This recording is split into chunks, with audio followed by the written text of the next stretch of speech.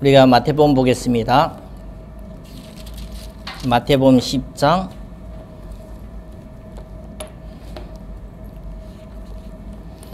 34절부터 42절까지입니다. 마태복음 10장 34절부터 42절입니다. 내가 세상에 화평을 주려 온 줄로 생각하지 말라. 화평이 아니요 금을 주려 왔노라. 내가 온 것은 사람이 그 아버지와 딸이 어머니와 시어머니가 불화하게 하려 함이니 사람이 원수가 자기 집안 식구들이라.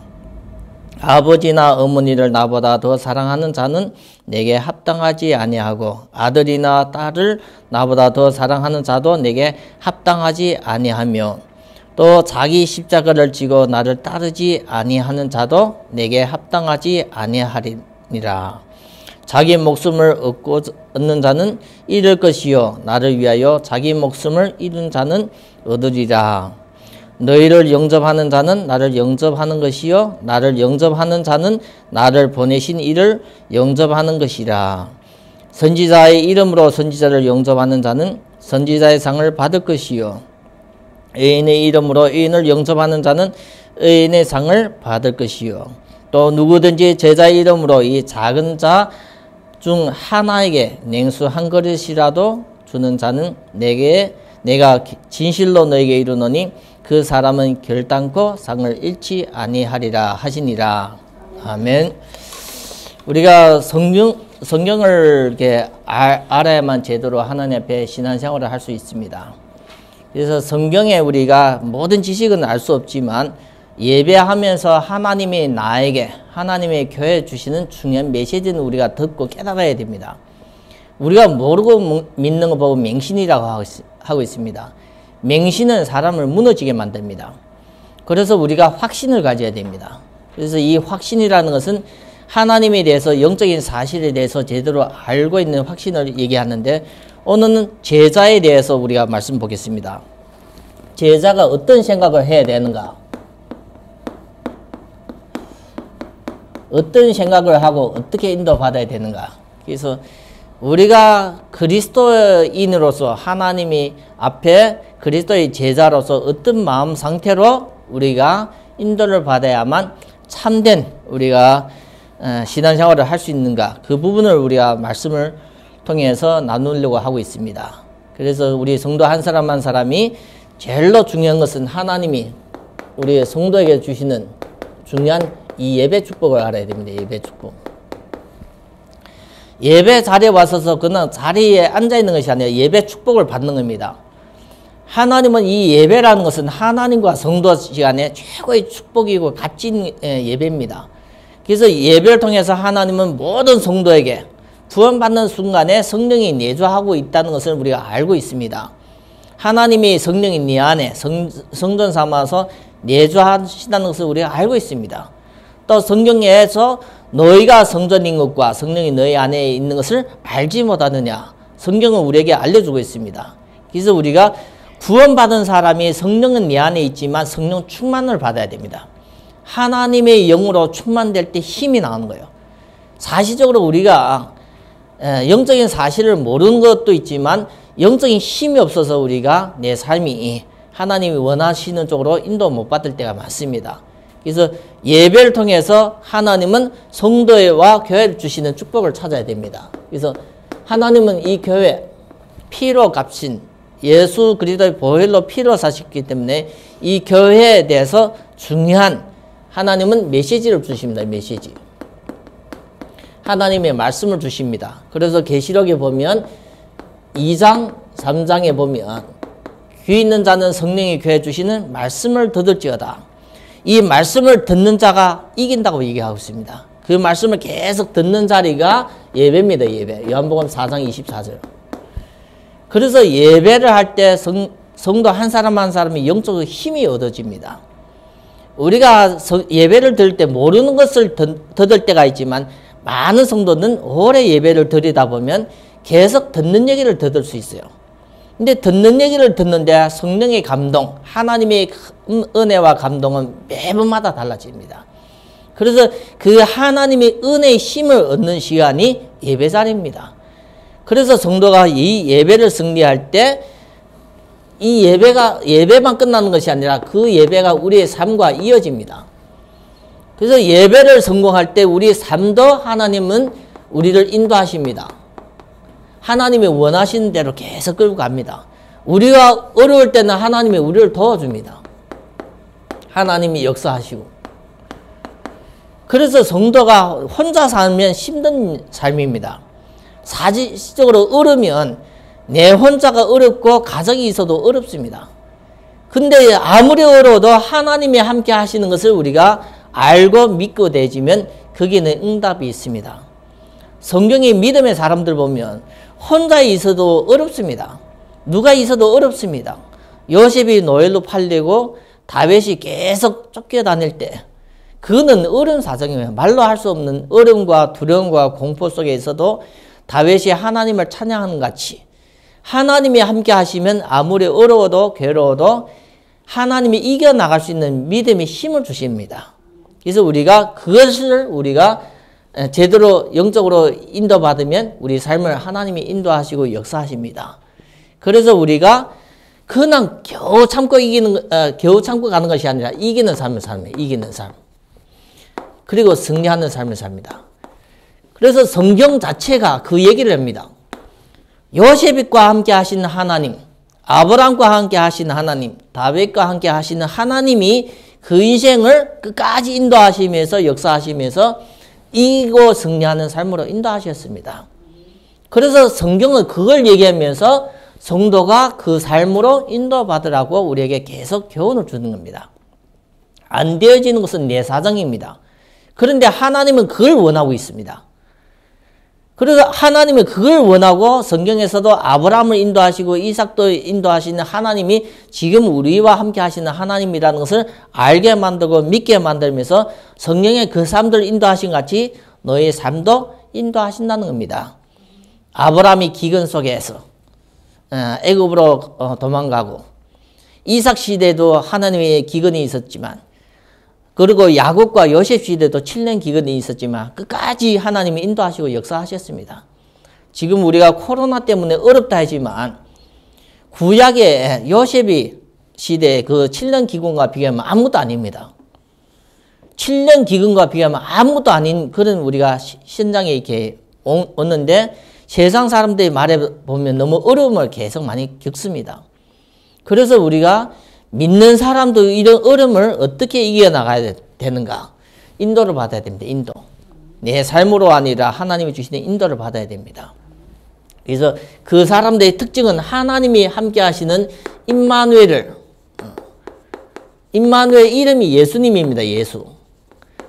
마태복음 1장에 보면 23절에 보면 예수 이름 자체가 임마누엘입니다. 그래서 우리가 예수 믿는 하나님의 자녀가 이 임마누엘의 축복을 제대로 누리는 내 삶 속에서 문제가 없어지는 건 아닙니다. 우리는 예수 믿으면 계속 문제가 없어지고 평안해지고 육신적으로 즐거워질 거라고 생각하는데 그게 우리 생각입니다. 아브라함에게도 하나님이 약속을 주실 때 복의 근원을 주셨기 때문에 다 잘 될 거라고 믿는데 가나안 땅에 도착하자마자 그때 마침내 기근이 들었어요. 어떻게 하나님께서 다 정확하게 그러니까 아브라함이 거기에 가나안 땅에 끝까지 머무는 것이 아니라 애굽으로 가게 됐어요. 애굽으로 가면서 계속 거짓말을 하게 되죠. 거짓말을 하고 자기 아내가 뺏기게 되면서 또 하나님이 지키시니까 또 다시 돌려받기도 하고. 그래서 우리 인본주의, 우리 생각이 어려움을 불러오는 겁니다. 근데 하나님은 아브라함과 함께 약속을 지키는 겁니다. 그래서 우리가 성경을 통해서 하나님의 역사하심을 중요한 것을 우리가 알고 우리 자체에게도 하나님은 이렇게 역사하시고 인도하신다는 것을 우리가 꼭 알기를 바랍니다. 이걸 놓치면 우리가 예배와 내 삶이 놓치면 영적으로서는 많은 것을 놓치게 되집니다. 그래서 하나님은 지금나 여전히나 동일하게 역사하십니다. 히브리서 13장 8절에 보면 어제나 오늘이나 동일하게 역사하시는 하나님의 인도와 역사의 도움을 우리가 받기를 원하고 하나님이 이렇게 인도하십니다. 오늘 우리가 본문의 말씀 보겠습니다. 본론에 보면 계속 우리가 마태복음에 보면 예수님의 설교입니다. 예수님의 설교. 마태복음 10장에 보면 제자들을 10명을 12명을 불러서 제자들 현장에 보내기 전에 권능을 주시가 귀신을 쫓아내며 질병을 치유하는 그를 두셔서 현장에 보내는 겁니다. 그래서 현장에 보내면서 예수님의 설교하시면서 그 사람들에게 메시지를 주시는데 화평에 대해서 나옵니다. 오늘. 화평에 대해서 나오는 중요한 메시지인데 우리가 34절을 보면 내가 세상에 화평을 주러 온 줄로 생각하지 말라. 화평이 아니여 금을 주려 왔노라. 내가 온 것은 나옵니다. 예수님의 화평을 얘기했는데 뭐다 얘기합니까? 화평을 주려 온 줄로 생각하지 말라는 거예요. 우리의 생각, 나의 생각은 우리가 하나님의 말씀과 달라요. 하나님의 계획과. 우리는 내 생각으로 하니까 도저히 못 받아들이는 거예요. 그게 나입니다. 나. 내 안에 있는 영적인 상태입니다. 그래서 여기 보면 내가 너희 세상에 화평을 주러 온 줄로 생각하지 말라. 화평이 아니여 금을 주러 왔다는 거예요. 우리 내 생각으로는 예수님과 뭔가 안 맞습니다. 그래서 예수님의 뭐요? 화평이 아니다고 나옵니다. 금을 주러 왔대요. 금. 두 번째 보면 내가 온 것은 아버지와 그 사람이 그 아버지와 딸이 어머니와 며느리와 시어머니와 불화하게 하려 합니다. 여기에서 보면 불화가 나옵니다. 불화. 누굽니까? 아들, 그리고 아버지, 그리고 딸, 그리고 며느리, 시어머니. 가족 관계에 문제 온다는 거야. 불화. 화평이 아니라 불화. 그래서 예수 믿으면서도 어려움당하는 사람이 많습니다. 불교 가정에 예수 믿고 한마디 말이면 모슬림 가정에 예수 믿는 사람은 그 가정에서 엄청 핍박을 받습니다. 우리는 성경을 보면 예수 믿으면 잘 돼야 되는데 왜 핍박이 오고 그것이 먼 데서 오는 것이 핍박이 아니라 여기 보면 집안 식구라 나와요. 집안 식구. 한 집의 집 식구입니다. 함께 밥을 먹고 함께 있는 사람이 더 가까이 있는 사람의 핍박에 어려움 당하는 것이 많이 나옵니다. 그래서 집안 식구가 어떻게 되지는 겁니까? 원수가 되는 거예요. 원수. 아주 가까이 있는 사람이 챙겨주고 사랑해서 사랑을 느끼고 함께 가야 되는데 원수가 돼서 대적이 돼서 괴로움 당하고 핍박 자리에 갈 때가 많습니다. 그래서 오늘 말씀 보면 화평을 주려 온 것이 아니라 금을 주려 왔다. 이 말씀을 우리 자신에게 잘게 적용하면서 받아들이길 바랍니다. 그리고 합당하지 아니하는 자 나옵니다. 합당하지 않는 자.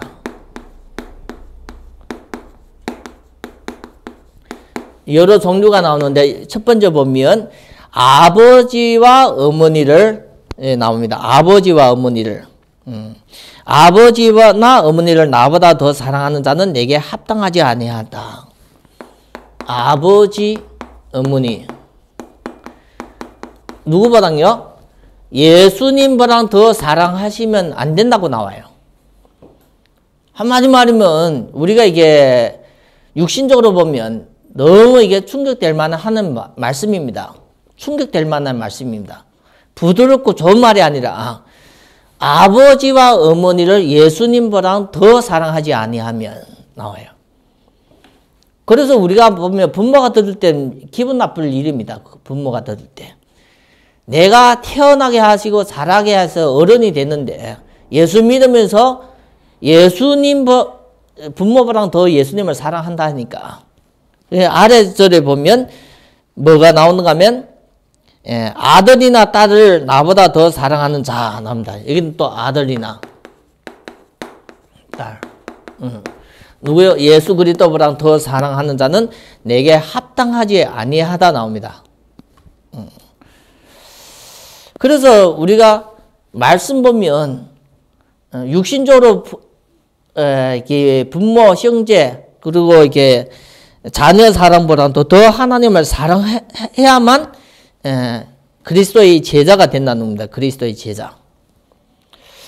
여기 보면 또 그 아래 내용을 보면 또 자기 십자가를 지고 나를 따르지 아니한 자도 내게 합당하지 아니한다 나옵니다. 뭐 해라고요? 자기 십자가.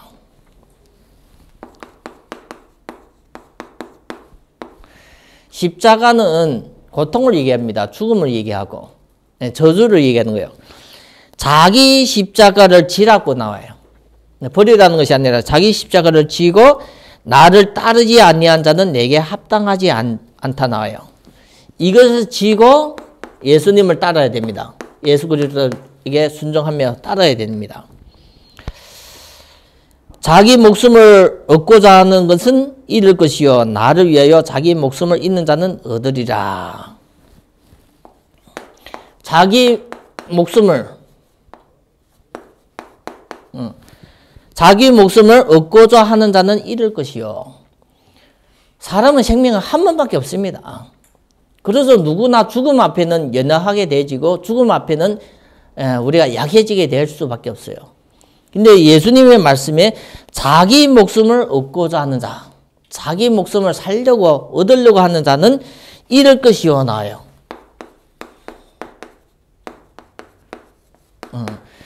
나를 위해서, 예수님을 위해서 자기 목숨을 잃는 자는 얻을 것이 나옵니다.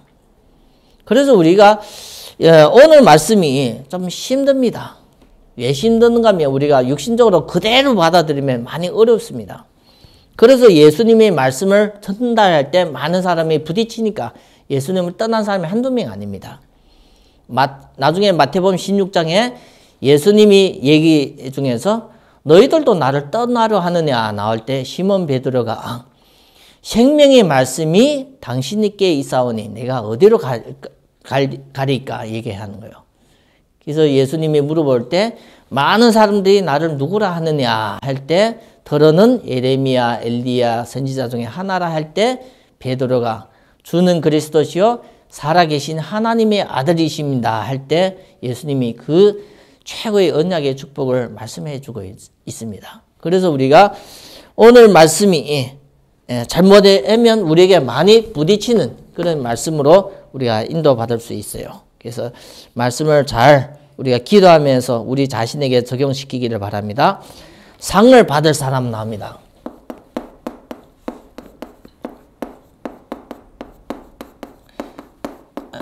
우리가 신앙생활을 잘하면, 믿음 생활을 잘하면 하나님의 상 주신다는 거예요. 상. 그래서 못하면 없는 겁니다. 상은 모든 사람에게 주는 것이 아니라 구원은 모든 사람에게 줘요. 구원은 믿는 사람, 모든 사람에게 주지만 상은 우리가 잘 하나님 앞에 인도받아야만 우리가 상을 받는 겁니다. 그래서 오늘 말씀 보면 너희를 영접하는 자는 나를 영접.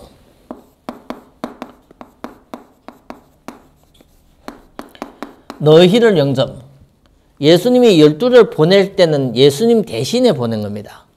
그래서 너희를 영접할 때 예수님을 영접하는 거예요. 그렇죠? 예수님은 아니지만 예수님 보냈기 때문에 예수님을 영접하는 겁니다. 그리고 나를 영접하는, 예수님을 영접하면 예수님을 보내신 하나님을 아버지를 영접하는 거예요.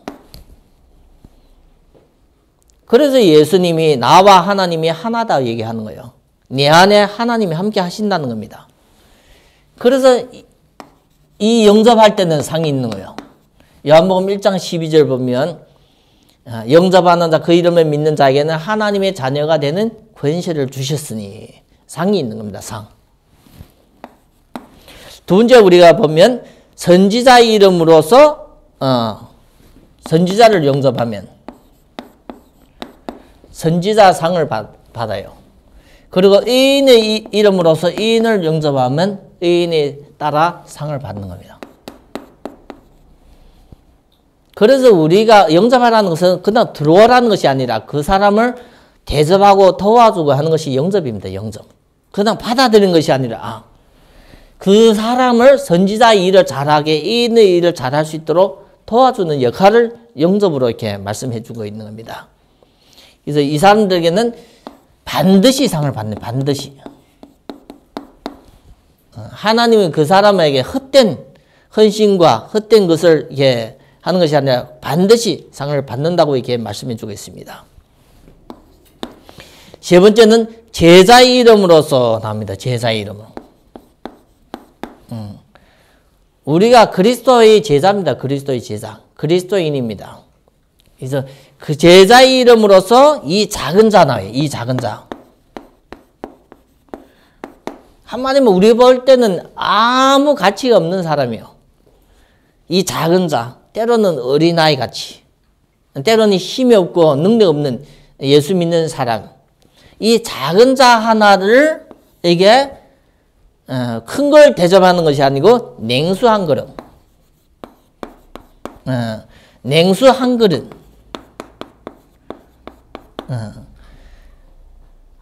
아무 힘이 없고 연약한 사람에게 냉수 한 것이라도 조금 한 것이라도 대접해도 여기에 따라 누가요? 상급이 있어요. 상. 누가 주는 거요? 믿음 안에서 우리가 이렇게 살면 우리를 도와주는 사람은 하나님이 다 상급을 주세요. 우리를 도와주는. 그래서 우리가 하나님 앞에 중요한 부분을 계속 말씀을 통해서 인도를 받아야 돼요. 지금 성탄절이 가까웠습니다. 성탄절.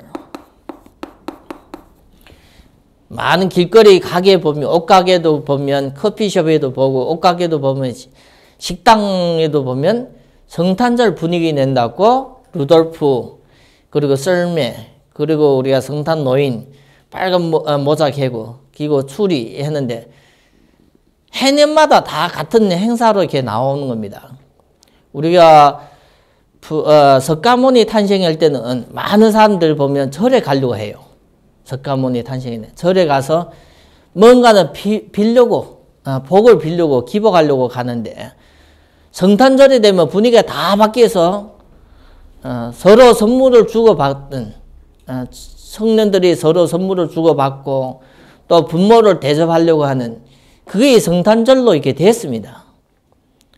성탄의 참된 의미도 모르는 겁니다. 그래서 어린아이들한테 성탄절이 무엇인가 물어보면 잘 모릅니다. 거의 모릅니다. 성탄절은 최고, 이 세상에 최고 중요한 일입니다. 하나님이 오신 날입니다. 하나님이 오신 날. 하나님의 구원자로서 이 세상에 육신을 가지고 오신 날입니다. 우리 모든 사람이라면 생일이 있습니다. 그 생일이 부모님을 통해서 이 세상에 오신 날이기 때문에 최고 소중하게 생각합니다. 이 생일 자체가 의미가 있는 거예요. 그래서 불신자들은 이 생일을 어느 정도 중요시하는가 하면 내 운명을 맞추는데 내가 어떻게 살다가 어떤 문제 속에서 어떻게 인도받아야 돼 운명을 맞출 때 점을 치든지 사주팔자를 볼 때 꼭 생일이 봅니다. 어느 걸 봅니까? 생일을 보는 거예요. 몇 년도 몇 시에 어디에서 언제 태어나는 이 자체가 그 사람 운명과 맞다고 이렇게 하면서 생일을 보는 거예요. 그래서 이 생일이라는 것은 모든 사람에게 귀합니다. 하나님이 이 세상에 보내줄 때 그 시한표. 이 성탄절은 그리스도 대신 하나님의 아들이 이 세상에 오신 날입니다. 날. 1년에 한 번을 우리가 정했는데 그걸 12월 25일로 정한 이유가 있습니다. 태양절입니다. 태양절. 로마인들이 태양을 숭배하는 그 절기를 로마가 사도 바울의 그 제자들을 통해서 로마가 봉화되면서 나중에 로마가 기독교의 나라로 선포되면서 이제는 태양을 섬기지 말고 우리가 이제는 모든 나라가 이 로마가 기독교 나라로 선포됐어요. 그래서 그 이후에부터 교황부터 그리고 황제부터 다 교회 성도가 된 겁니다. 그래서 그것이 우리가 기독교에서 중요하게 이렇게 보게 되는데 그걸 12월 25일입니다. 12월 25일. 정확한 예수님이 태어난 날짜는 절대 아닙니다. 정확한 날짜는 누구도 모르기 때문에 정해진 날짜가 우리가 지금 예수님의 성탄절로 기념하는 겁니다. 그래서 예수님이 오셔서 자기 자신을 위해서 온 것이 아니고 모든 인간의 저주와 재앙을 해결하지 않으면 인간이 살면서 고통받고 죽으면 영원한 지옥으로 가기 때문에 그것을 해결하실 수 있는 분은 유일하게 하나님밖에 없습니다. 그래서 그분이 오셔서 모든 인간의 저주, 죄는 죽음으로 해결하기 때문에 자기가 대신 십자가에 못 박혀 죽고 부활하심으로써 인간이 이제는 사탄의 권세에서 빠져나오는 길을 열어주시는데 그분이 하신 일이 그리스도의 사역입니다. 참 제사장으로서 죄를 해결하시고 참 선지자로 하나님 만나는 길을 열어주시고 참 왕으로서 마귀의 권세를 깨뜨렸습니다. 그분이 이름이 예수님입니다. 성탄절의 주인이 예수입니다. 예수. 이분의 하신 사역이 그리스도입니다. 그리스도의 일입니다. 그래서 우리가 이걸 모르고 성탄절을 보내는 것은 아무 의미가 없습니다. 그래서 여러분들은 하나님의 자녀고 또 교회의 성도고 하나님 앞에 또 중요한 직분을 맡았기 때문에 성탄절에 참된 의미를 꼭 아시기를 바랍니다. 두 번째는 우리가 이번 주 말씀인데 하나님은 매주일마다 진짜 우리가 조용하게 생각하면 매주뿐만 아니라 우리 인생에 하나님은 말씀을 통해서 인도받습니다. 말씀을 통해서 인도하시고 우리는 말씀을 통해서 인도받습니다. 그래서 우리 하나님의 자녀가 제일 중요한 것은 하나님의 말씀을 통해서 인도하시고 역사하시는데 이 말씀을 이사야서 55장 8절 보면 55장 8절 보면 내 생각이 너희 생각과 다르며 나옵니다. 하나님의 생각과 우리 생각이 다른 겁니다. 그래서 생각이라는 것은 나중에 말로 표현해야 합니다. 그래서 우리가 하나님의 말씀을 들으면 이해 안 되는 부분이 내 생각은 너희 생각과 다른 겁니다. 내 길은 너희 길과 다릅니다. 누구의 말씀입니까? 여호와의 말씀이라 나옵니다. 그래서 우리가 다른 것이 틀린 것이 아니라 앞서가는 겁니다. 하나님 말씀이 우리 생각 훨씬 앞서가서 우리에게 인도하시기 때문에 우리가 말씀의 인도를 잘 받아야 됩니다. 말씀의 인도. 하나님 이것을 통해서 인도하시기 때문에 우리가 말씀을 통해서 믿음 안에서 이 순종. 이럴 때 우리가 제대로 인도받습니다. 이번 주 말씀과 좀 생각을 하면서 우리가 함께 참고하기를 바랍니다. 로마서 8장 4절부터 우리가 6절까지 좀 말씀을 참고했으면 좋겠습니다. 육신의 생각은 사망이요. 우리가 육신적으로 7절까지 보겠습니다. 한 절 더. 육신의 생각은 사망이요. 우리가 육신적으로 뭐 계속 염려하고 걱정하고 육신적으로 뭐 계속 하는 것, 그것 자체가 죽음을 불러오는 겁니다. 영의 생각은 생명과 평안이라 나와요. 영적인 생각은 하나님의 말씀을 따라갈 때 거기에는 생명이 있고 평안이 있는 거예요.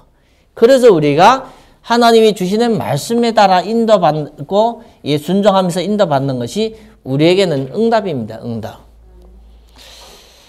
이번 주 말씀에 예수님이 제자를 보낸 거예요. 제자들을 파송하는 내용이 마태복음 10장의 메시지입니다. 제자 파송하는 메시지입니다. 파송하는 우리의 중요한 말씀을 주시는 거예요. 말씀. 그래서 이 제자는 누구 대신하는 겁니까? 예수님을 대신하는 거기 때문에 예수 그리스도의 대사입니다. 그리스도의 대사입니다. 대사. 그리스도의 대사이기 때문에 이 그리스도의 대사를 거부하면 예수님을 거부하는 겁니다. 그래서 이 대사를 받아들이는 것이 예수님을 받아들이는 거예요. 그러면 우리가 예수를 믿으면 누구를 받아들이는 겁니까? 아버지를 받아들이는 겁니다. 그래서 이 대사를 돕고 섬기는 일을 하는 것을 돕는 섬김, 헌신, 여기에는 상이 있는 겁니다. 그래서 우리가 교회에 나오셔서 교회를 섬기고 목회자를 섬기고 우리가 어린 자녀들을 섬기고 또 연약한 성도를 섬기는 것은 그거는 하나님이 우리를 돕는 겁니다. 그래서 우리가 신앙생활을 하는데 제일 중요한 것은 말씀입니다. 말씀을 놓치면 다 놓치고 말씀을 응답으로 잡아야만 참된 응답을 찾는 겁니다. 1년 동안 우리가 예배를 이렇게 계속 지속적으로 드립니다. 마태복음을 통해서 드리고 내년에 마태복음을 통해서 우리가 구체적으로 하나님이 주시는 우리에게 말씀의 약속이 어떤 것인가 그걸 확인하기를 바랍니다. 그것이 없이는 우리가 인도받기 어렵습니다. 여호와의 말씀이 내 발의 길이요 내 길의 빛이요 내 발의 등이라고 얘기하고 있습니다. 그래서 우리가 여호와의 말씀이 없으면 내 발에 뭐가 없어요? 빛이 없고 내 길에 빛이 없고 내 발에 등이 없는 겁니다. 어두컴컴하게 계속 문제와 어려움 속에서 살 수밖에 없습니다. 그래서 우리 성도 한 사람 한 사람이 예배를 통해서 하나님이 내 인생을 인도하시는 중요한 말씀을 언약으로 잡기를 바랍니다. 이걸 있어야만 기도가 되어지는 거예요. 이 말씀이 없이는 기도가 절대 되어지지 않습니다. 그래서 우리 성도 한 사람 한 사람이 예배를 통해서 하나님의 내 인생을 인도한 말씀을 받고 또 예배를 통해서 내 한 주 동안 인도받아야 될 중요한 말씀을 받으면서 우리가 평생에 하나님 앞에 중요한 중직자로서 섬기는 일에 쓰임받으면서 하나님 앞에 큰 상급을 받는 주영교회 귀한 성도가 되기를 예수 그리스도의 이름으로 축원드립니다. 하나님 감사합니다.